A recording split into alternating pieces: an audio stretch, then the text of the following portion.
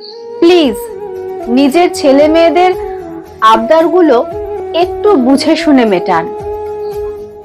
IPhone চাইলেই কিনে দিলেন, বাইক চাইলেই কিনে দিলেন, গাড়ি চাইলেই দিয়ে দিলেন, পার্টি করতে চাইলে তুলে দিলেন হাজার হাজার টাকা। আর মনে মনে ভাবলেন এত উপার্জন করছে কিসের জন্য? যদি নিজের ছেলে মেয়ের শখ পূরণ না করলাম, সুখ স্বাচ্ছন্দ্য না দিলাম, ভুল। আগে ওদের দায়িত্ব সামলাতে শেখান, আগে ওদের বোধ হয়েছে কিনা বুঝুন,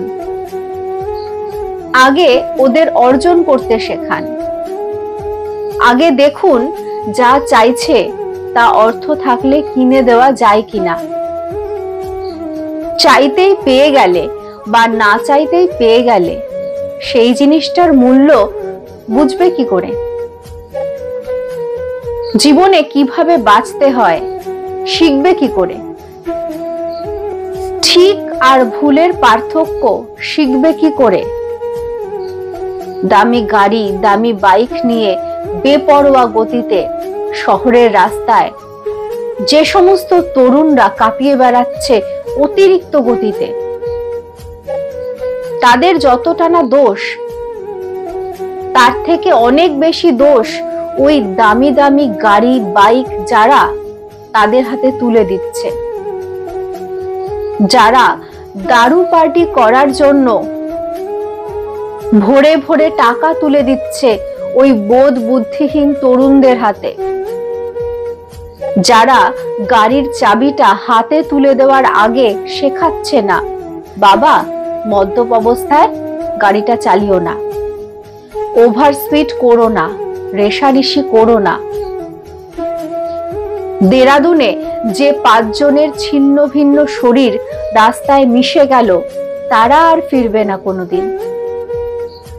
তাদের বাবা মায়েরা আর কোনোদিন তাদের ছেলে মেয়েদের আবদার কোটি কোটি টাকার বদলেও মেটাতে পারবেন না।